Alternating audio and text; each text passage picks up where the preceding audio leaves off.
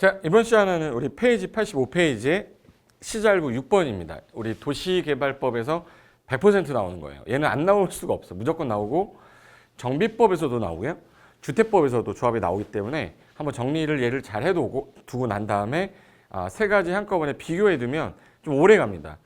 단편적으로 막 이렇게 나눠져 있던 게 하나로 이제 조금 정리가 될 수도 있는데 이 시험에 잘 나왔던 지문 위주로 정리하는 게 제일 좋아서 지문들로 정리해 봤어요. 그래서 자주 읽어두시면 이거 한두 문제는 반드시 꼭 맞힐 수 있다라고 제가 써놨죠. 자신감 갖고 보시는데, 자, 첫 번째가 우리가 도시개발조합은 개발구역 안에 살고 있는 개칠이, 우리 키워드 잡으랬죠. 개칠이가 7명 이상이 조합이 작성하는 거를 우리 약속 정한다 해서 정관이라고 그랬죠. 정관 작성해서 이 개발법은 전부 다 지정해 주신 분한테 가야 되니까 누구한테 가서? 지정권자한테 가서 조합 설립 인가. 조합은요 무조건 뜻을 같이 한 단체이기 때문에 이거를 행정기관으로 가서 전부 다 인가를 받는 게 원칙이에요. 공법은 처음부터 끝까지가 다 인가인데, 조합 설립 인가인데, 주택법에 가면 직장주택조합이라고 그래서 가입만 하는 거야. 그 직장조합에 가입하면 조합원으로서 미리 공급이 되어 있던 국민주택을 미리 공급만 받는 경우가 있는데, 그때는 건설을 하는 주체가 아니기 때문에 걔는 신고로도 가능하다 이렇게 돼 있어요. 그래서 여기 그거 빼고는 공법에서는 다 조합 설립 인가다라고 기억하시면 되고, 그래서 여기 첫 번째 조문이 조합을 설립하려면, 제가 낭낭하게 읽을게요. 글씨 잘 안 보이면 확대하지 마시고 지문 보시면서 들으시면 돼. 자, 토지 소유자 개칠이 몇 명? 7명. 뭐 작성해요? 정관. 누구한테 인가받을? 지정권자한테 조합 설립 인가를 받아야 된다. 단 이 살고 있는 사람들이 몇 명은 하자 그러고 대다수가 안 한다 그러면 하면 안 되잖아요. 여기 면적이 중요하기 때문에 면적은 3분의 1, 총수 2분의 1. 그래서 면상이 총 맞았니 2분의 1. 그래서 면적 3분의 1, 총수 2분의 1 그랬죠. 그래서 동의요건이 2번에 면적 3분의 2와 여기서 조심할 거 동시 충족이에요. 3분의 1을 가진 사람의 숫자가 총수 절반 이상은 돼야 된다. 그래서 면적 3분의 1을 가진 사람의 숫자가 총수 2분의 1 이상이 될 것. 이렇게 됐고, 그 다음에 3번 토지 소유자는 조합 설립 인가 신청 전에, 자, 얘가 동의를 했는데 나중에 마음이 바뀌었어요. 그러면 항상 전을 기준으로 해서 전에 철회를 했다 그럼 제외해줘요. 전이 아니라 후에는 안 됩니다. 그래서 항상 인가 신청 전에, 이 키워드는 전이에요. 3번에 토지 소유자는 조합 설립 인가 신청 전에는 철회할 수 있어. 그러면 동의자 수에서 뭐 해줘야죠? 제외해야 되죠. 근데 이 조합 설립할 때 A가 동의했던 자인데 이걸 B한테 판 거야. 그럼 동의한 자한테서 땅을 샀으면 당연히 나도 동의한 자죠. 그래서 조합 설립 인가에 동의한 자로부터 토지를 취득한 자다. 그럼 당연히 나도 뭐 한 자야? 동의한 자야. 근데 나는 싫어요. 싫을 수 있죠. 그러면 인가 신청 전에 후에 전에 조합 설립 인가 신청 전에 동의를 철회하면 그러하지 아니하다 빼주겠다. 됐고, 그 다음에 5번은요 순서예요. 자, 조합서 인가가 났으면 설립하기 위해서 인가를 받은 거기 때문에 이제는 권리 능력을 부여받아야 돼요. 그러면 인가받고 나서 30일 안에 주된 사무소 소재지에 뭐 해야 되죠? 등기. 등기함으로 뭐 한다? 성립. 그래서 성립 요건은 인가가 아니라 뭐예요? 등기예요. 등기함으로 떡립한다 해서 등덩 그랬죠. 등기함으로 뭐예요? 성립한다. 요거는 나중에 인성하면 안 돼. 조인성 이러면 안 돼. 인가 받을 때 성립되는 거 아니고 등기한 때 성립됐다. 그리고 이 개발법에만 특이하게 우리가 조합 설립할 때 동의 안 하면 자동 조합원으로 되어 있는 게 대부분 원칙인데, 정비법에 가면 재건축 조합하고 주택법 가면 리모델링 주택 조합이 있어요. 그 둘만 동의한 자만 조합원이 되고요. 일반적으로 우린 조합 설립에 따른 일정 수 동의가 되면 그 구역 안에 있는 자들은 자동 조합원입니다. 그래서 조합원은 누구로 하는 거예요? 토지 소유자로 한다라는 얘기는 조합이 설립이 됐기 때문에 동의를 불문한다는 얘기예요. 동의하든 안 하든 불문하고 모두 자동 조합원이다. 그 다음에 땅을 갖고 있는 사람이 A가 100평, B는 만약에 1000평, 100평 가진 사람하고 1000평 가진 사람하고 의사결정권이 뭐 10배가 있다 이렇지는 뭐 않아요. 그래서 의사결정권 1개, 의사결정권 2개 이렇게 있어. 이렇게 하면 안 돼. 그래서 면적에 관계없이 평등 의결권이라 요 키워드 면적 관계없이 평등한 의결권을 갖는다. 이 경우에 공유토지는 공유자의 동의받은 대표 공유자 한 명만, 즉 여기서 한 3명이 공유를 하고 있어요. A하고 B하고 C가. 그럼 A도 토지 소유자고 B도 토지 소유자고 C도 토지 소유자라 공유를 하고 있지만 이 땅에 대한 의사결정권은 한 개만 있어야 돼요. 그러면 A한테 의사결정권을 줬다는 얘기는 B는 의사결정권이 없다. B하고 C는. 그러면 토지 소유자는 다 조합원인데 조합원 중에 의결권을 가진 조합원이 있고 의결권을 갖지 않은 조합원도 있다. 이 정도 아시면 돼.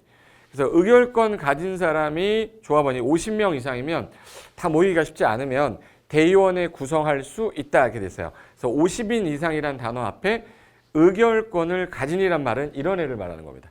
그래서 여기 공유를 하게 되면 대표 공유자 한 명만 의결권이 있다. 다만 집합 건물일 땐요. 이게 만약에 다세대 주택이에요.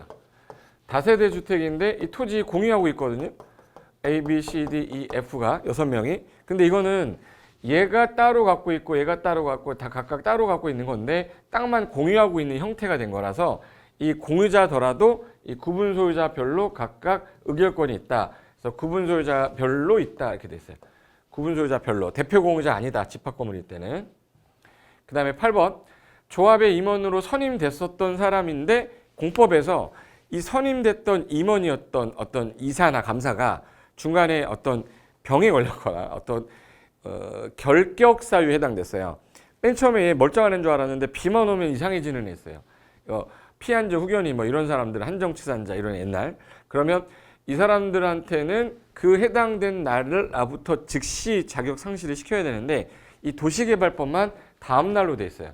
결격사유 해당되면 얘만 뭐야? 다음 날 임원 자격 상실하는데 정비법은요. 결격사유 해당하게 되거나 선임 당시 그 해당하는 자였다 밝혀지면 당연 퇴임이에요. 그러니까 개발법만 다음 날이다라고 기억하시면 됩니다. 그리고 퇴임된 임원이 내가 퇴임되기 전에 어떤 행위를 했어. 이게 다 없어지면 안 되죠. 이 사람은 몰랐잖아 그때 우리. 그래서 퇴임되기 전에 관여한 행위는 효력을 잃지 않습니다라고 됐고. 그 다음에 조합장 한 명과 이사 감사가 일을 하는데 대부분 조합장하고 이사가 일을 하다가 자기 계약을 하게 되면 자기 쪽으로 유리하게 계약을 하겠죠. 그래서 조합장 이사가 자기 계약을 하거나 뭐 소송을 한다면 누가 대신한다고 그랬죠? 감사. 그래서 이거 조합장 이사가 자기를 위한 계약 소송하면 누가 대신해요? 감사인데 이거를 이사라고도 한번 조합장이라고도 한번 냈고. 그리고 조합장은 뭐 하는 사람이야? 얼굴 마담이죠. 대표를 하고 조합의 대표, 사무총괄할 때, 총회 개최할 때, 대의원회 개최할 때, 이사회 개최할 때, 땅, 의장, 자동으로 의장 되는 거예요. 의장은 선출해서 뽑지는 않습니다. 조합장이 자동 의장이다. 그리고 이 조합에 관하여 사람이 모여있는 단체잖아요. 그래서 이 법에 정한 게 없으면 민법에 있는 여기 사람의 단체니까 뭐 사단법인에 관한 규정 준용한다. 이거 다 잘 나왔던 질문이에요. 12번. 대의원회가 원래 총회에서 의사결정할 내용도 중요한 거 다 여기서 결정해야 돼. 모두 모여서 결정해야 되는데 아까 의결권 가진 자가 50명 이상이면 다 모이기가 쉽지 않으니까 대의원에 둘 수 있다라고 했죠. 대의원회가 둘 수 있다. 그럼 이 사람들이 모여서 요 내용, 요 내용, 요 내용, 요 내용, 요 내용은 대신할 수가 있는 것들이 있는데 중요한 거는 하면 안 된댔죠. 중요한 거는 반드시 총회를 개최해야 되는 것들이 있다 해서 선생님 개정되면 환장합니다 해서 요거 5개는 외워달라고 했었죠. 선개정 환합에서 임원의 선임, 개발계획 변경, 정관의 변경, 환지계획 변경, 합병 해산은 반드시 뭐 개최해야 된다. 총회 개최하는 사유다. 그래서 여기 총회 의결사항 중에 정관의 변경, 정관의 변경, 개발계획 변경, 환지계획 작성, 조합임원의 선임, 합병 해산 이거 5가지를 제외하고 총회 권한 대행할 수 있다. 그래서 이 5가지는 간단하게 암기해 두세요. 선생님 개정되면 환장합니다. 이거.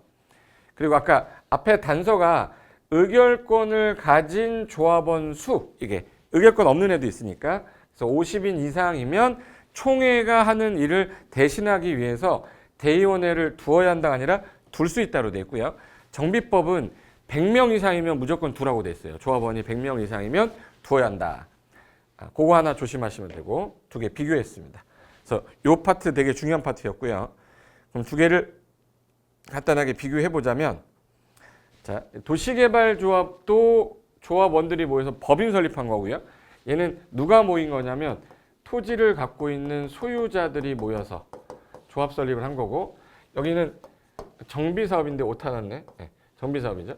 여기 이 개발구역, 재개발구역이나 뭐 재건축구역에 토지 등소유자라고 하죠. 여기는 토지 소유자가 아니라 토지 등소유자. 토지 등소유자가 모여서 조합 설립할 때, 자, 여기 개칠이라고 그랬죠. 몇 명? 7명.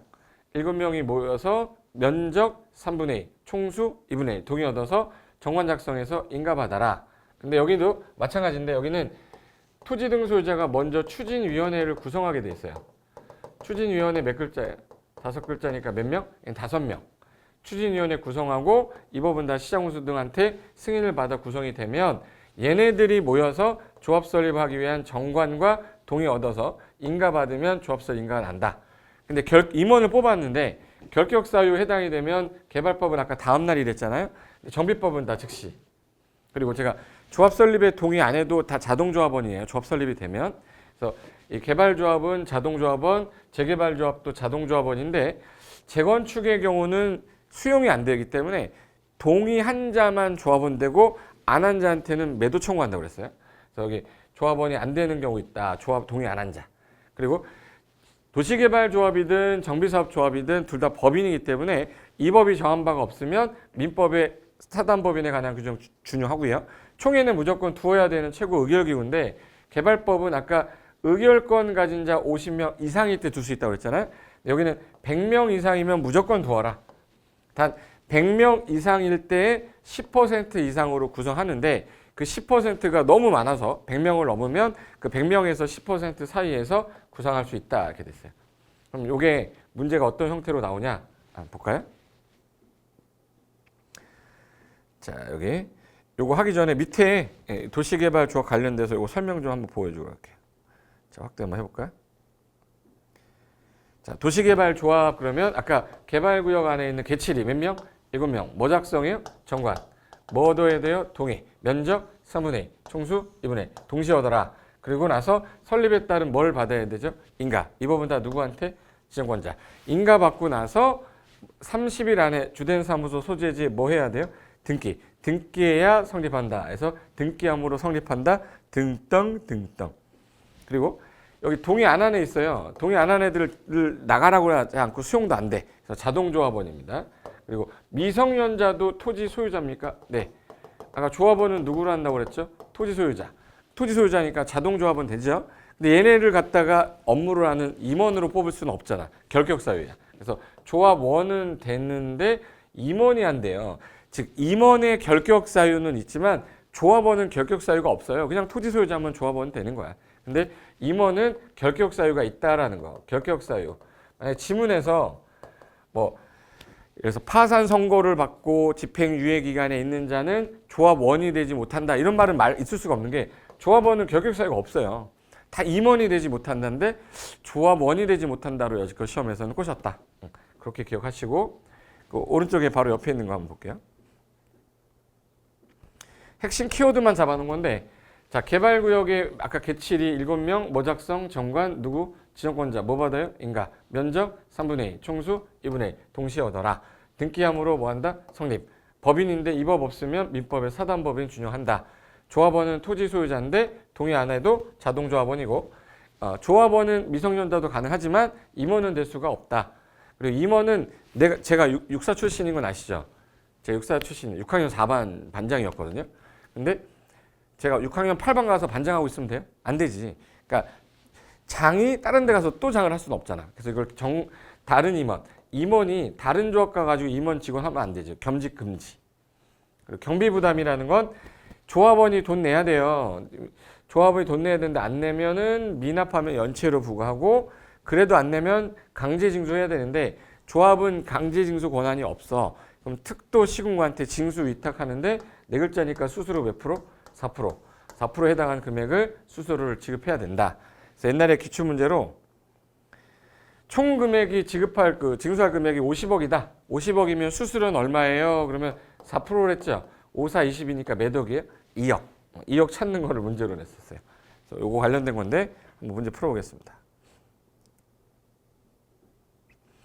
자, 문제는 2011년 공인중개사 문제인데 옳은 거 찾는 거죠. 옳은 거. 자, 도시개발조합 항상 문제를 읽을 때 이게 정비조합 문제인지 도시개발조합 문제인지 주택조합 문제인지 빨리 보고씩 판단하셔야 돼. 자, 옳은 거 1. 조합 설립 인가 신청할 때 면적 3분의 2 이상에 해당하는 토지 소유자 동의 또는 총수 2분의 1 동의를 얻어라.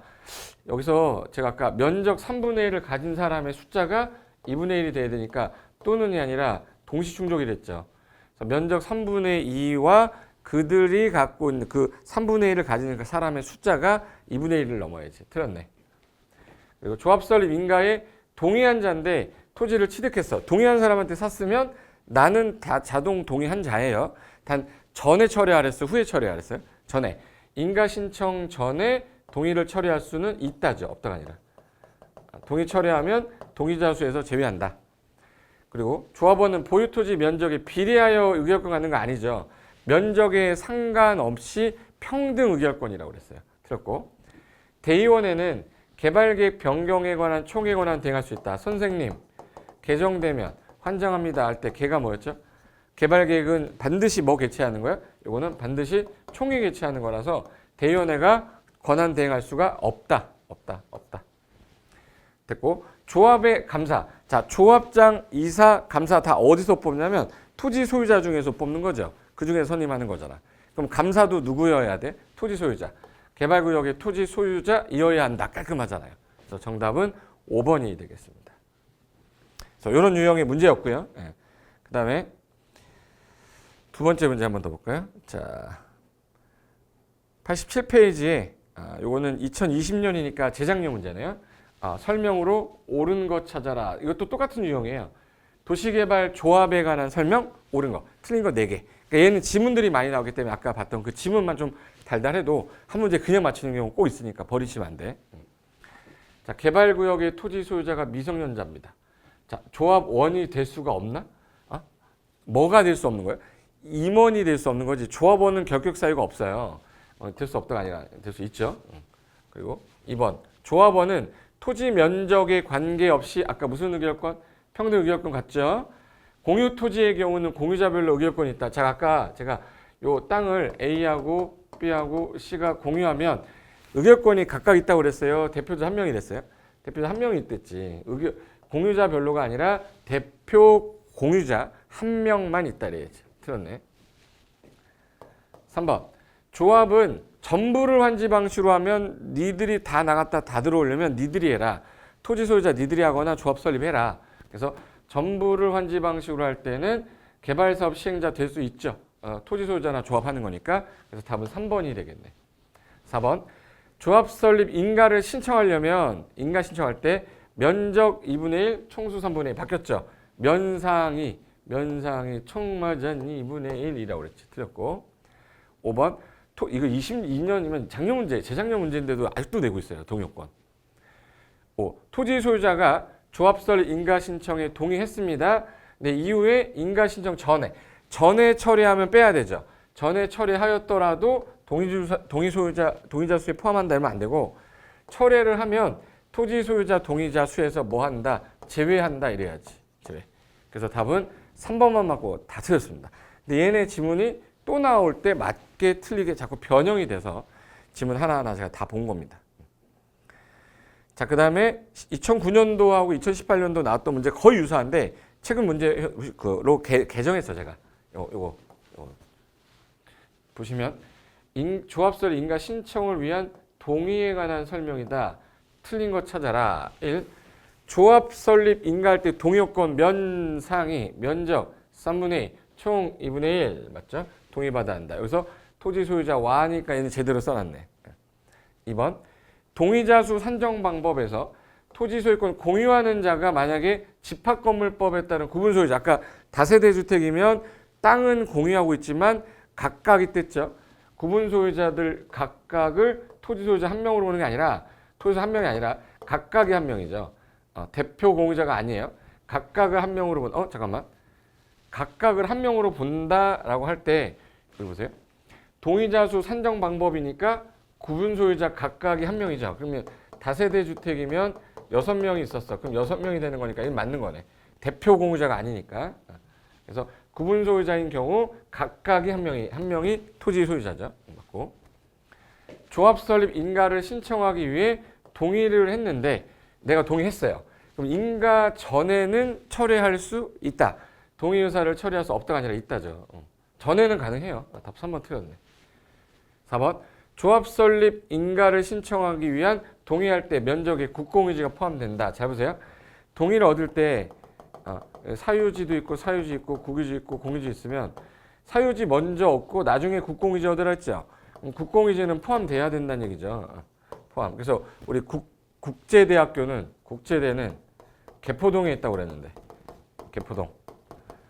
개포동에 있다 해서 이거 국공유지 동의요건 따질 때 국토기획법은 제외라고 되어 있는데 이 도시개발법이 이 법이죠. 이 법은 포함이라고 되어 있어요. 개발법은 포함이다. 한데 포함된다라고 했으니까 맞죠. 국제대는 개포동에 있어. 평택에 있는 거 아닙니다. 국공유지 제외하고 일단 사유 토지부터 얻으랬잖아.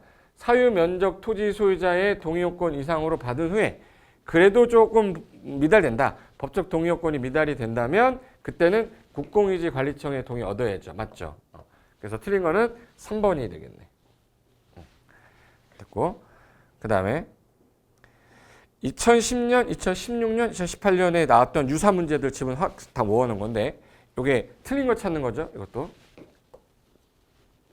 자, 조합을 설립하려면 아까 했던 거 그대로 또 나오네. 개칠이, 몇 명, 7명, 뭐 작성, 정관, 누구한테, 지정권자, 뭐 받아요, 인가, 깔끔하네. 2번. 조합설 인가 받고 난 다음에 자, 인가를 받은 다음에 진행하는데 변경이 생겼어요. 변경이 생기면 다시 처음부터 다시 인가를 받는 게 원칙이에요. 근데 이게 경미한 변경일 경우에는 이거는 신고하면 된다. 그러니까 조합의 내용이 바뀐 게 아니라 그 방식이 바뀌었어요. 뭐 사무소 소재지가 바뀌었어. 소재지가 위치가 바뀐 거는 조합의 내용이 바뀐 게 아니고 공고 방법을 바꿨어. 공고 방법이라는 거는 알리는 형태를 바꾼 거지 내용이 바뀐 게 아니잖아요. 얘네들은 굳이 인가 안 받고 뭐로 해도 된다? 신고. 근데 여기 조합 설립 인가 받은 후에 정관 기재 사항인 주된 사무소 소재지 변경이면 사무소가 위치만 바뀐 거니까 중요한 거 아니다. 변경 인가 받아야 된다. 안 받아도 된다. 안 받고 뭐로 가능한 거예요? 신고. 그래서 요 해설해 보시면 주된 사무소 소재지 변경하고요. 공고 방법을 변경하는 경우 요거는 경미한 사항으로 신고 사유다 이렇게 돼 있어요. 그래서 틀린 거는 2번이 답이겠네요. 2번이 답. 3번. 조합 임원이 다른 데 가서 임원 겸할 수 없지. 조합에 규정이 돼 있는 거, 이 개발법에 규정된 거 외에는 민법에 있는 무슨 법인? 사단법인 준용한다. 맞고.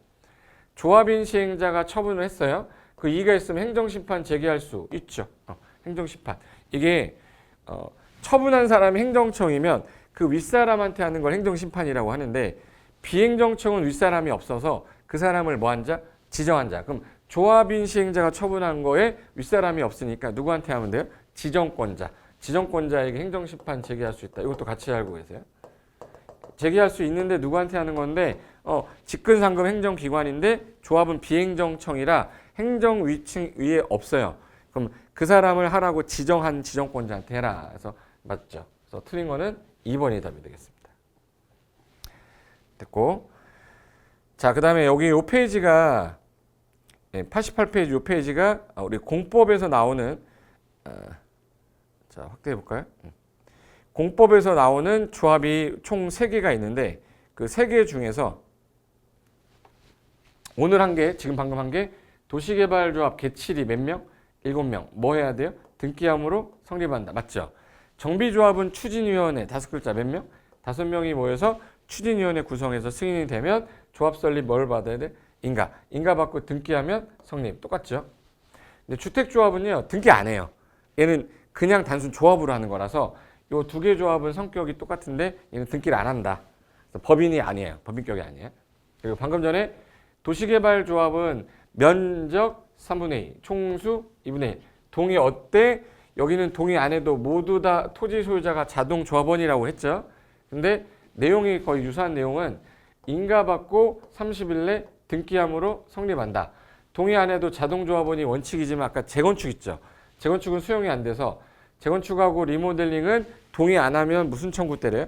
매도 청구 때려요. 동의 안 하면 매도 청구하니까 조합원이 안 된다는 뜻이에요. 그리고 미성년자는 조합원은 되지만 임원은 안 되겠죠. 둘 다 총회는 반드시 두는데 개발법은 의결권 가진 자 50명 이상이면 둘 수 있다고, 정비법은 100인 이상이면 두어야 한다 이렇게 된 거죠. 그리고 여기 정비사업조합이 원래 정비사업이 3개예요. 주거환경 개선사업, 재개발사업, 재건축사업인데 주거환경 개선사업은 조합이 안 나오니까 재개발조합하고 재건축조합만 나오는데, 이 재개발조합 여기는 이 땅 위에 건물을 가진 사람의 숫자가 중요하기 때문에 여기는 면적이 중요한 게 아니라 총수가 중요해요. 총수. 그 다음에 면적이에요. 총수는 4분의 3인데 면적은 2분의 1만 얻어도 된다. 그래서 이걸 4, 3, 2, 1이라고 그래요. 그래서 총수 4분의 3, 면적 2분의 1인데 이 재건축의 경우는요. 이 아파트 공동주택이다 보니까 각 동별 과반수와 전체 동 구분 소유자의 4분의 3, 면적도 4분의 3 동의 얻어야 돼요. 이건 주택단지 안에 있을 때고, 주택단지가 아닌 다른 지역이 포함되면 얘는 재개발보다는 조금 세서 총수는 4분의 3 똑같은데 면적이 좀 세요. 면적이 2분의 1이 아니라 3분의 2. 그래서 여기 총수 4분의 3, 면적 3분의 2인데 요 2분의 1보다 얘가 더 세죠. 그래서 재개발은 4, 3, 2, 1인데 재건축은 4, 3, 3, 2로 돼 있어요. 그래서 요거 두 개 자꾸 틀리게 합니다. 그리고 재건축은 동의한 자만 조합원이고 동의 안 하면 조합원이 될 수 없다. 그리고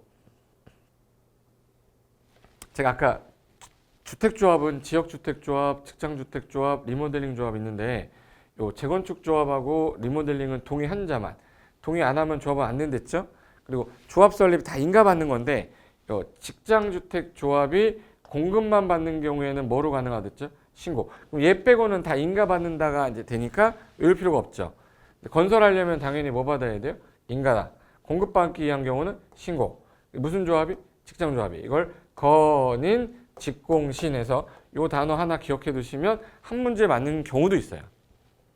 그럼 얘는 공급만 받아야 되는데 집이 있으면 안 되니까 무주택자에 한한다라고 되어 있는데, 원래 지역 직장조합은 소유자들이 모이는 게 아니라 집 한번 받아보겠다고 무주택자들이 와서 모여서 가입을 하는 거야.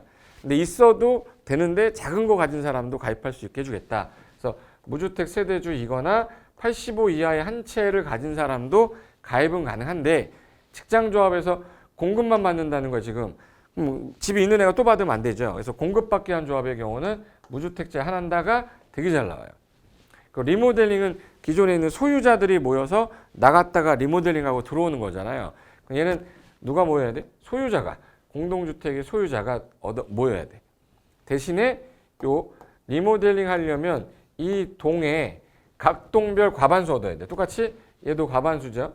과반수 얻는데 리모델링은 조금 많이 하라고 동의요건이 좀 완화돼 있어요. 전체 동에 3분의 2 동의 얻으면 되고, 한 동만 한다. 그럼 한 동에 3분의 2만 얻으면 리모델링 조합 설립은 돼요. 설립이 되고 나서 허가받기 위해서 요 과반수가 50%로 3분의 2가 70%로 75%로 바뀌어요. 그게 어디 있냐면 그 왼쪽에. 자, 여기 보시면 원래는 각동 과반수인데 이제 허가받을 때 리모델링 조합 설립은 됐으면 리모델링은 기능을 증축하거나 대수선하는 거기 때문에 우리가 증축, 대수선 허가받으라고 돼 있잖아. 그래서 리모델링 허가예요. 신축 개념이 아니라서. 그래서 허가를 받는데 각 동별 과반수가 뭘로 바뀌어요? 50. 전체 동 요 3분의 2가 뭘로 바뀌어요? 75. 한 동만 해도 요거 75%로 바뀌어서 이 동의요건은 조합 설립한 후에 리모델링 허가받을 때. 그래서 동의요건이 여기 50%, 각 동의 50%, 전체 동의 얼마? 75. 각 동은 50%, 전체 동은 75% 이렇게 돼 있어요. 그래서 이 동의요건만 기억해 두시면 여기서만 해도 한 문제 다 맞힐 수 있습니다. 그리고 지역 직장 리모델링 주택 조합은 무주택 세대주가 모여야 되지만 누구는 아니라고 그랬죠. 리모델링은 소유자가 모여야 되기 때문에 얘네 둘은 건설 예정 세대수가 있으면 그 예정 세대수의 50% 이상이 모여야 돼요. 최소 20명 이상으로. 근데 누구는 그러하지 아니하다. 리모델링은 그러하지 아니하다. 얘는 12명이어도 리모델링 할 수 있어야 되기 때문에 몇 명 이상 이런 요건을 요하지 않는다. 그래서 요거 지금 현재 한꺼번에 해버리는 게 아마 여러분 머릿속에 더 오래 남을 거라서 제가 정리 한번 해드렸는데, 자, 문제 하나 풀어볼까요? 자, 2016년도 공인중개사 문제입니다. 자, 조합도 나왔죠? 한 문제씩 맨날 나왔기 때문에 틀린 거 찾으세요. 자, 조합은 토지 소유자 전부 나갔다가 환지 방식으로 다시 들어오는 거잖아. 그러니까 전부를 환지 방식으로 하면 시행자 될 수 있는 거죠. 토지 소유자나 조합을 원칙적으로 하기 때문에. 이 조합을 설립하려면 아까 매치리, 개치리, 뭐 작성? 정관. 지금 몇 번째인지 모르겠네. 누구한테? 지정권자한테. 뭐 받아요? 인가. 맞네. 조합이 작성하는 정관의 가장 중요한 거는 소유자들이 갖고 있는 땅이 중요한 거예요. 그래서 면적이 포함되어야 됩니까? 예, 반드시 있어야 돼요. 그리고 4번. 조합 설립할 때 인가 신청할 때 면적 3분의 2, 총수 2분의 1 동의 얻을 때 이게 사유지 먼저 얻고 그 다음에 국공유지 동의 얻으랬죠. 그래서 국공유지는 포함된다. 동의자수에서 포함되지 않는다. 포함된다 해서 개포동이라고 그랬잖아요. 개발법에서는 포함된다라고 했어요. 여기 인가를 신청하려면 국공유지를 제외한이 아니라 포함한 면적 3분의 2, 총수 2분의 1은 다 사람들이 맞았어. 이거 다 맞았어. 근데 답이 없대. 제외가 아니라 포함이에요. 포함. 그리고 조합의 이사가 조합장까지 같이 해요? 겸직 못하죠. 겸할 수 없다. 맞네. 그래서 4번만 틀린 거고요. 다 맞은 거니까 이 정도 지문까지만 봐두시면 변형되는 문제는 충분히 전 풀 수 있을 거라고 봅니다. 자, 그 다음에 도시개발법에 가면 수치가 나오는 게 있는데 우리가 수치 나올 때 연습했었는데 기억이 안 날 수도 있어서 한번 볼게요. 자, 한번 해볼까? 그러니까 주상생자는 얼마 이상이어야 돼요? 최소 면적 1만, 공업지역은 3만, 바깥의 지역은 30만, 초등학교 입구 4차로 있으면 초사 10만, 초등학교 4차로 동시에 있을 때. 그리고 최소한 면적 이거 이상이어야 되는데 취계 지 중에 해당하는 경우에는 면적 요건 요하지 않는다. 그리고 공공기관장 정출장이 국장님 구역 좀 지정해 주세요라고 제안할 때 국가계획과 밀접한 관련이 있을 때 얼마 이상으로 제한할 것? 30만. 다 이상인데 하나만 미만으로 돼 있어요. 우리가 공고 공람할 때 공람기간을 예를 들어서 줄 때 일간신문에 공고하고 공람기간 주잖아요. 근데 면적이 10만도 안 되면 이거 일간신문에 공고하지 마. 공고하지 않고 그냥 공보에다가 고시해서 의견 들어라. 우리 시험에서는 15만으로 나왔거든요. 10만 미만이 아니잖아. 그럼 얘는 일간신문에 공고해야 되죠. 일간신문에 공고해야 되는데 안 한다 이게 특이했어요. 공청회에 나오면 항상 뭐 떠올라야죠? 100만. 공청회에 나오면 얼마? 100만. 100만 이상인 경우에는 공람이 끝나고 나서 공청회 반드시 개최해라. 그래서 지문에서는 200만인이라고 나왔어요. 그러면 100만 제곱미터 이상이니까 얘 반드시 뭐 개최해야겠네? 공청회 개최해야 돼. 그리고 100만 이상 하나 더 있는데 시도지사가 지정하려고 하는데 면적이 너무 커요. 그럼 이거 안 되겠다. 국장하고 협의 좀 해봐라. 그래서 시도지사가 국장하고 협의해야 되는 거는 100만 이상일 때. 그리고 330만 제곱미터 이상이면 어마어마하게 큰 거죠. 100만 평인데 330만 제곱미터니까 100만 평이죠. 그러면 이거는 복합기능, 주거기능에 상업기능에 업무기능 여러 가지 기능이 다 조화 이루도록 상호 조화 이룰 것. 그리고 원래는 구역 개발계획 짜고 개발구역 지정하고 개발계획 짜는 거 2년, 개발계획 구역 지정되고 나서 실시계 인가 시행하는 거 3년인데 이게 330만 이상이면은 몇 년으로 바뀐다고 그랬죠? 5년. 그래서 330만 이상일 때는 5년으로 바뀐다. 그래서 이게 주상생자 얼마? 1만, 공업지역은 3만, 바깥의 지역 30만, 초사 10만, 공공정출장 국장 제안할 때 얼마 이상? 30만. 일간신문 공고 안 해도 돼요? 10만 미만. 얘만 미만이고 다 이상. 공청회 개최하세요. 반드시 100만 이상. 시도가 국장하고 협의 100만 이상. 복합기능 가지세요? 330만. 2년, 3년을 짧게 많아서 5년까지 연장해 주는 거 얼마? 330만 이상일 때. 그래서 그 관련된 내용이고 자, 한번 문제 풀어보겠습니다. 자, 써볼게요. 일정한 수치에 관한 설명인데 연결인데 옳은 거 한번 찾아보래요. 여태껏 시험에 나왔던 것만 제가 모아놓은 거거든요. 시험에 나왔던 숫자들만. 개발 사업을 시행한 면적이 띠리리 이상이면 공람이 끝나고 공청에 나오면 얼마 떠올라야 돼? 100만 제곱미터. 100만 제곱미터 나온 거는 일단 5번 틀렸네. 그 다음에 주거지역에서 개발구역 지정할 때에는 주상생자는 얼마 이상? 1만 이상이어야 되고 특정한 경우에는 면적 제한 없이도 가능한 경우도 있죠. 취계지 중 1만 어디 있어? 1만. 여기 1만 아니네. 틀렸네. 벌써 2, 3, 4 중에 하나야. 개발구역에 지정하면서 대상 면적이 띠리리 이상이면 개발계획 수립할 때 주거, 생산, 교육, 유통, 위락 기능 서로 조화 이루라. 주거 기능, 상업 기능, 복합 기능이죠. 얼마 이상? 330만 이상. 그럼 330만 이상이면 일단 얘 중에서 얘밖에 없네. 네. 그럼 답은 나왔네요. 답은 몇 번이네요? 3번인데 다 해볼게요. 리을. 칠학지구 아닌데 주거지역의 경우는 원래 얼마 주거지역은 주상생자 1만 이상이어야 되는데 무슨 지구네? 칠학지구면 면적에 관계없이 지정 가능합니까? 예. 공공기관장이 국가계획 밀접해서 국장한테 제안할 때는 얼마 이상으로? 30만 이상. 비읍. 도시지역 외에서 개발구역 지정하면서 개발계획 수립할 때 대상 면적이 띠리리 이상이면 5년. 그러면 대상 면적이 얼마 이상일 때 5년으로 바뀌죠? 330만. 원래는 지정하고 2년인데 개발계획 짜는 거 2년인데 330만 이상이면 몇 년? 5년. 생산관리 주상생자 도시지역 외지역은 얼마죠? 30만. 도시 바뀌니까 생산관리니까. 그러면 답이 요거네요. 정답은 3번이죠? 네, 맞습니다.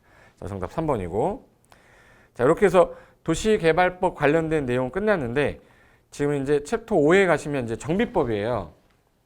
자, 일단 개발법은 조금 전에 도시개발 사업은 한 개의 도시에서 여기 산들 논으로 돼 있던 거를 도시화 시키려고 이렇게 구획 정리를 했어.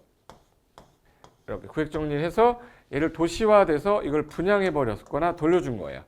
그리고 나서 누가 건물들을 막 짓기 시작했습니다.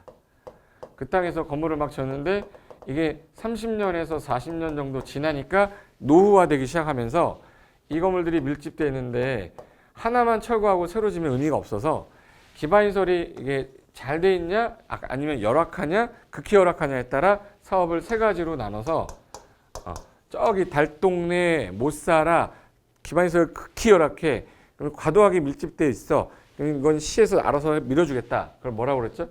주거환경 개선사업. 주거환경 개선사업. 그리고 여기는 기반시설 약간 열악하긴 한데 싹 밀어가지고 대규모로 아파트 지고 공지 빼고 학교 넣고 하면 좋겠다. 이건 건물을 기반시설이 열악하니까 기반시설 다시 깔아야 되니까 싹 밀어서 개발 다시 하니까 뭐라고 그러죠? 재개발 사업이라고 그래요. 기반시설은 잘 돼 있는데 건물만 오래된 아파트들이 몰려있네. 그럼 건물 철거하고 다시 지으면 되죠. 도로 좀 확보하고. 그러면 기존의 기반시설 그대로 놓고 건물만 다시 지니까 무슨 사업이에요? 재건축 사업이죠. 그럼 이 사업을 하는 데 있어서 여기 살고 있는 사람들이 모여야 되니까 이 개발법 할 때는 토지 소유자라고 했지만 이들이 모여서 조합 설립했지만 여기는 토지를 가진 사람도 있고 건물 가진 사람도 있고 토지 위에 지상권이 있는 사람도 있어서 한꺼번에 부를 때 토지 등소유자라고 하자. 토지 등소유자 이렇게 표현한댔어요. 여기 등은 고상철 등, 고상철 장동건 원빈이잖아요. 그럼 여기 토지 등 하면 토지 소유자, 건물 소유자, 지상권자 세 명을 그냥 한꺼번에 부를 때 그러니까 주가 고상철이잖아. 장동건이 아니잖아. 그래서 고상철 등, 토지 소유자가 주기 때문에 토지 등 이렇게 한 거예요. 그런데 이 재건축의 경우는 이 토지 등 소유자 할 때 주거환경하고 재개발은 토지 소유자, 건물 소유자, 지상권자 다 있어요. 있는데 재건축은 공동주택을 대상으로 하는 거다 보니까 요 801호를 가진 사람이 이 지분도 같이 갖고 있어야 돼. 지분도 같이 갖고 있어야 되니까 건축물과 부속 토지를 같이 가진 사람을 토지 등 소유자로 본다. 재건축만. 그렇게 기억하셔야 돼. 그래서 토지 등 소유자라고 하는 이유가 이것 때문이다. 그런데 재개발의 경우에는 토지 소유자, 건축물 소유자, 지상권자 다 토지 등 소유자지만 분양 자격은 지상권자는 없다까지만 기억하시면 돼. 지상권자한테는 아파트 안 준다. 이렇게 됐어요. 그래서 정비법 한번 보겠습니다. 자, 시험에 잘 나오는 거를 파트를 나누니까 그 기본서 보시면 9개 있을 거예요. 9개. 9개 중에 정비 기본계획, 정비 계획, 정비 구역 3단계거든요. 그래서 여기 정비 기본계획, 정비 계획, 정비 구역 요 3단계에서 나올 수 있는 거. 그다음에 세 가지 사업이 있었는데 시행자, 시행 방식, 그리고 도표로 만들어낸 그림 좀 이따 나올 거예요. 그리고 정비 사업의 절차 중에서 4인분 먹었다고 관시하지 말라고 그랬죠. 4인분 관시하지 마세요. 그래서 사가 뭐였죠? 사업시행계획, 인가 받으면 분양시청 받아서 관리처분 인가 떨어지면 시작, 인가 오실 때 시작, 사용수익 정지 때리겠죠. 요 순서, 그리고 날짜 중에 금지되는 시기 분양설계 기준일에서 대부분의 기준일 요 8번은 외우시고 6번, 7번이 특이한 거다. 그리고 9번의 특징들, 잘 나왔던 특징들만 모아놓은 거예요. 요거를 이제 자세하게 할 거니까 요거를 한번 싹 붙어본 상태에서 뒤에 거 공부하고 나중에 또 얘 보면 뒤에 게 좀 기억이 나게끔 하려고. 우리 안전진단 그러면 어느 사업만 나오죠? 공동주택 무너질 것 같다. 재건축이죠? 그래서 안전진단 그러면 재건축 이렇게 떠올라야 돼요. 못 살아서 채권 매입 안 해도 돼요. 주거환경 개선사업. 뭐 이런 것들 지문에 환지 방식이 없다라고 나오면 무조건 뭐예요? 재건축이에요. 재건축은 아파트 철거해서 아파트 줘야지 아파트 철거 땅 줄 수는 없잖아. 환지 방식이 없어요. 왜? 토지 소유자가 없어요. 토지하고 건물을 같이 가진 사람만 있지 토지만 가진 사람이 없기 때문에 환지 방식이 없다 해서 특징들만 좀 기억해도 한 문제 맞히는 경우가 있습니다. 이렇게 보시면. 그중에 용어 정리 문제가 나오면 첫 번째로 나올 수 있는 게 일단 노후불량 건축물이라고 되어 있는데, 자, 노후불량 건축물은 종류를 4개로 나눴어요. 이렇게 4개, 크게. 법조문으로 읽으면 되게 복잡해서 제가 도표로 그린 건데, 첫 번째가 건물이 너무 오래돼서 구조적으로 좀 약간 무너졌거나 훼손이 됐어. 무너진 거 우리 뭐라고 하죠? 붕괴. 안전사고 우려가 있다. 당연히 노후불량이지. 무너졌는데 이걸 새 건물이라고 할 수는 없잖아. 그죠? 근데 여기서 시험에 혹시 낸다 그러면 요 3번하고 요 4번에 숫자는 형광펜 해놓으시고요. 3번에 요거 숫자 정도는 하나 기억해 두시는데 2번은 이거 말 그대로 그거예요. 구조적 결함이 있는 건물인데 지진의 안전 여부 확인도 안 됐고 현재 급수 배수 오수 설비 등으로 인해서 외벽 마감 노후도 손상이 돼서 더 이상 유지가 안 될 것 같다면 노후불량으로 본다. 그래서 왜 노후불량이 중요하냐면 이 단지 안에 노후불량이 하나, 나머지가 다 노후불량이 아니래. 99개가. 그럼 이건 재개발 재건축 못해요. 근데 이런 노후불량 건축물이 전체의 뭐 3분의 2 이상이 됐다. 그러면 이제 3분의 1은 놔두고 얘네들만 할 수는 없으니까 전체를 다 밀어버리자. 그래서 멀쩡해도 재개발 재건축 되는 경우도 있는 거예요. 그래서 노후불량 기준을 충족이 됐을 때 구역 지정이 되는 거야.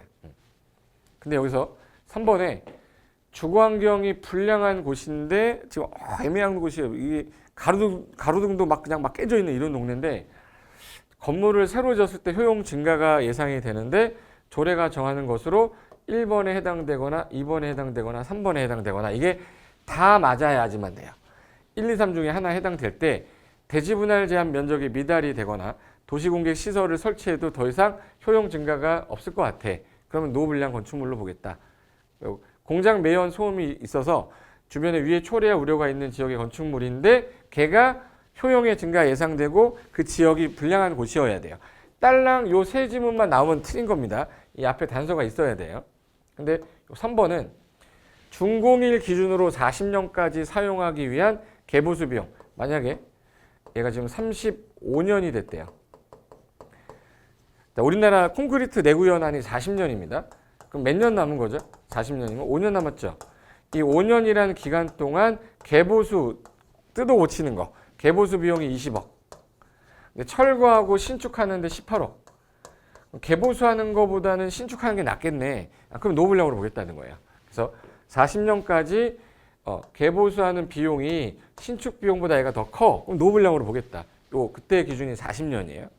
그리고 구조적 결함이 있는데 이건 있는지 없는지 뭘 해봐야 돼요? 안전진단 해봐야 돼요. 그럼 안전진단은 아무 때나 하는 게 아니라 준공되고 나서 20년에서 30년 사이에서 지자체 조례가 정한 기간이 지났다. 그러면 안전진단을 해보겠다. 했는데 구조적 결함이 있다. 노후불량을 보겠다. 이 뜻이에요. 그래서 안전진단 하려면 최소 몇 년은 기다려야 돼요? 20년에서 30년. 범위에서 지자체마다 조례로 정하니까 조례는 못 외워요. 그러면 안전진단 그러면 20에서 30년 사이 이렇게 하시면 되고, 그리고 비교할 때 쓰는 거 몇 년? 40년 이렇게 하시면 돼요. 그 다음에 자, 토지 등 소유자라고 아까 말씀드릴 때 토지 등 소유자는 한번 볼까요? 그래서 토지 등 소유자 한번 보자.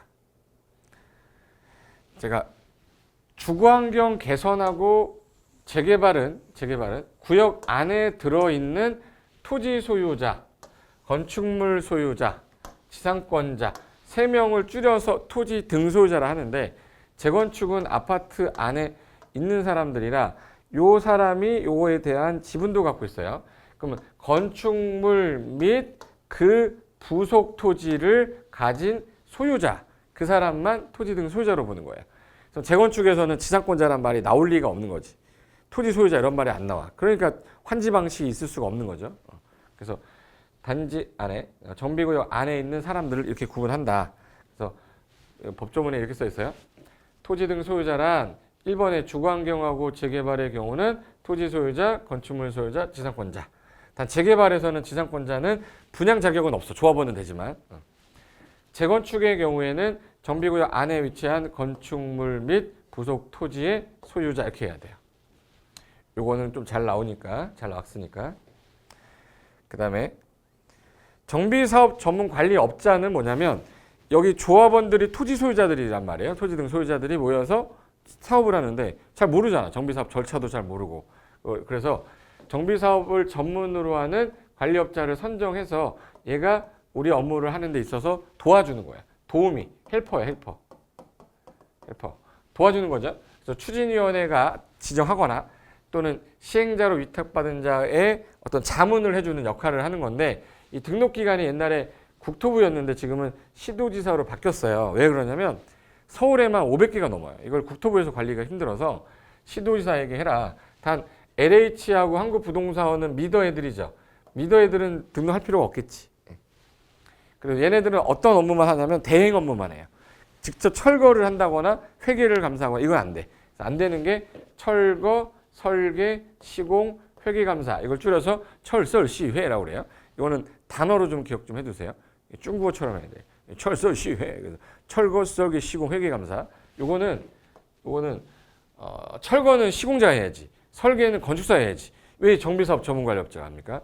그래서 안전진단 업무는 옛날에는 안전진단이라는 거를 했었는데 이거 못합니다. 지금 이미 안전진단이 끝나고 나서 나오기 때문에. 그래서 기억할 거는 철설시회는 못한다. 다음 중 정비사업 전문관리업자의 업무 범위에 해당하지 않는 것은 철거 골라라. 그러면 3번에 철거 있으면 동그라미 치고, 없어. 근데 설계가 뭐고 설계 동그라미 치고 이런 뜻이에요. 그리고 절대적 등록 취소. 자, 등록을 했는데 얘가 나쁜 짓 했네. 그러면 등록을 취소할 수 있다죠. 대부분이 할 수 있다는데 절대적이면 반드시 취소하는 사유죠. 그래서 거짓 부정한 방법으로 등록했거나 등록증을 대여했거나 3년간 2회 이상 업무 정지를 했더니 12개월 초과했다. 이거를 상습범이라고 그러죠. 상습범. 상습. 3년 동안 2회 이상 업무 정지 받은 게 12개월 초과할 때. 그리고 업무를 직접 수행하지 않고 대리했을 때, 수행하지 아니할 때. 요 네 가지는 반드시 등록 취소 사유예요. 제가 어렸을 때 옛날에 저희 누나 그림을 어마어마하게 잘 그렸거든요. 저는 그림 그리면 사람 그림 저는 이렇게 그렸는데 우리 누나 그림은 그냥 사진이야. 뭐 배운 적도 없는데. 근데 그거 보면서 이제 미술 숙제를 냈는데 내가 그거 싫어서 누나한테 좀 도와달라고 손바닥 그림을 그려주는 거였어요. 저는 손바닥 이렇게 그렸는데 우리 누나는 손이 그냥 거기 있는 거야. 그래서 이거 제출했죠. 그래서 거짓말로 제출했는데 걸렸어.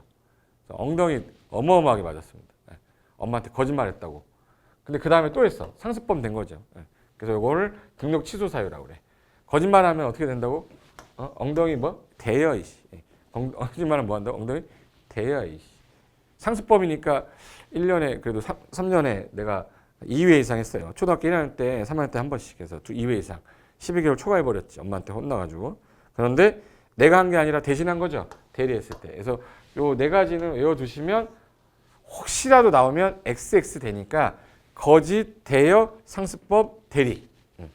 그래서 요 네 가지 나머지를 어떤 하나를 4개 쓰고 얘를 하나 집어넣었어요.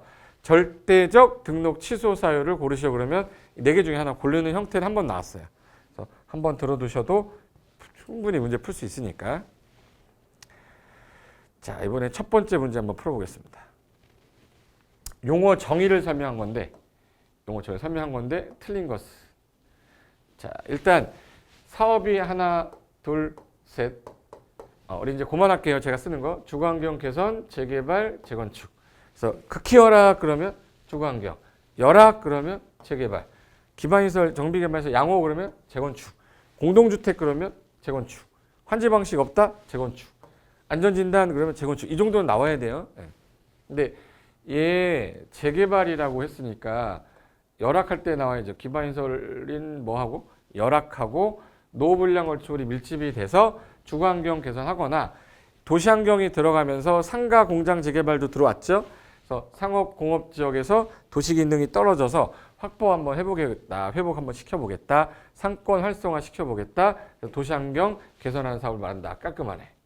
그래서 재개발은 주거지역, 상업지역, 공업지역에서 다 하는 걸로 개정이 된 거죠. 네. 됐고, 정비 기반시설이라면 우리 사는데 꼭 있어야 되는 대표적인 시설이 도로, 상하수도, 공원, 학교 이런 거죠. 그중에 도로, 상하수도, 국어, 공원, 주차장, 공동구, 우리 국토개법 배울 때 그 밖에 주민생활에 필요한 열, 가스 공급시설 이런 건 공급하는 거. 요걸 우리 정비 기반시설. 자, 대지 그러면 정비 사업을 했어요. 정비 사업을 하게 되면 나중에 아파트 지어야 되죠. 이 조성되면 이거 대지라고 불러. 정비 사업으로 조성된 토지를 대지란다. 맞네. 자, 정비구역이란 정비 사업을 계획적으로 하려고 지정한 땅이에요. 이거 맞네 다. 자, 주거환경 개선 사업이란 정비 기반시설 양호, 노후불량 해당하는 공동주택 밀집돼서 주거환경 개선한다. 양호 싹 미는 거 아니죠. 건물만 철거하는 거니까 이거는 주거환경이 아니라 뭐 한 거네? 재건축 설명한 거죠. 그래서 5번 틀렸네. 6번. 재건축 사업은 토지 등 소유자가 시행하거나 건설업자, 등록업자, 신탁업자, 한국부동산원과 공동으로 할 수 있다. 여기서 재건축이 아니라 이거 재개발 설명한 거네. 재개발은 조합이 하는 건데 20명 미만이면 토지 등 소유자도 가능하죠. 아니면 공동으로 과반수 동의 얻어서 건, 등, 신, 한 같이 할 수 있었죠. 재건축은 건등하고만 공동 시행하지 신탁업자, 한국감정원은 안 한다고 그랬잖아. 됐고 이거 틀렸네. 이거 틀렸고 7번. 준공일 태어난 날 기준으로 해서 20년까지 사용하기 위해 보수 보강 비용이 신축 비용보다 크다. 비교할 때 쓰는 거 콘크리트 내구연한 40년이죠. 이거 40년. 틀렸네. 7번도 답이고. 8. 주민이 공동으로 사용하는 공동작업장, 공원, 주차장은 공동이용시설이다. 공동이용시설 중에서 여기 공원은 반드시 있어야 되는 거죠. 주차장 반드시 있어야 되죠. 얘는 정비 기반시설이지. 그러니까 틀렸네. 공동이용시설은 공동작업장만. 8번 틀렸네요. 9번. 재개발 사업에서 우리 토지 등 소유자 그러면 누구죠? 토지 소유자, 건축물 소유자, 지상권자. 임차권자가 아니라 지상권자지. 틀렸네요. 그래서 틀린 거는 5, 6, 7, 8, 9. 해서 답이 5, 6, 7, 8, 9가 된 거예요. 이거 기출이 됐던 용어 정리 문제 그냥 한 방에 다 넣은 거라서 오지선다로 안 만든 거고요. 최근에 재작년 정비 사업의 그 정의를 딱 주고 이 정비 사업을 찾아라라는 거는 진짜 맞히라고 주는 겁니다. 이걸 틀리면 맞출 수 있는 게 없어요. 맞추라고 준 거예요. 도시 저소득 주민이 집단 거주하는 지역인데 나왔어요. 못 살아. 무슨 동네? 달동네. 극히열악, 과도밀집, 주거환경 개선하든지 단독 다세대 밀집돼서 공동이용시설 설치해 줄 테니까 기반시설 설치해 줄 테니까 니들이 주거환경 보전 정비 개량해라. 요거는 저기 달동네 하는 무슨 사업이에요? 주거환경 개선 사업이지. 답은 1번. 이건 틀린 사람이 진짜 없었을 거야. 있었으면 그 책 안 본 사람이겠죠. 그 다음에 2013년도 문제인데 자 토지 등 소유자 문제가 나오기 시작할 때부터 요거 토지 등 소유자 그러면 사업이 세 가지가 있을 때 누구 조심해야 돼요? 재건축. 재건축은 토지 소유자, 뭐 건물만 가진 사람, 지상권자가 안 나와요. 그래서 항상 재건축부터 보시는 거야. 틀린 거 찾는 거, 해당하지 않는 거. 그럼 여기서 재건축이 3번에 정비구역 안에 소재한 지상권자 안 나온다고 그랬잖아. 답은 일단 3번이네. 그죠? 그럼 이제 1번은 주거환경 개선사업 구역인데 건축물 소유자 가능하죠. 주거환경은 토지 소유자 가능하죠. 재개발은 지상권자 가능하죠. 재개발은 토지 소유자 가능하잖아. 근데 3번에 재건축은 부속토지, 지상권자 이런 거 안 나와요. 건축물과 부속토지를 같이 가진 소유자 이렇게 해야지. 그래서 정답은 3번이 이렇게 되겠네요. 정답 3번. 용어 정리 관련된 정비법상 용어 정리 관련된 거 끝난 거고요. 그 다음에 이제 시험에서 또 쟁점되는 게 이게 구역의 해제 사유인데 구역 해제 사유부터는 좀 자세하게 해야 되니까 잠깐 쉬었다가 바로 이어서 해제 사유하고 정비법 끝내도록 하겠습니다. 잠깐만 쉬었다 하겠습니다. 자, 수고하셨습니다.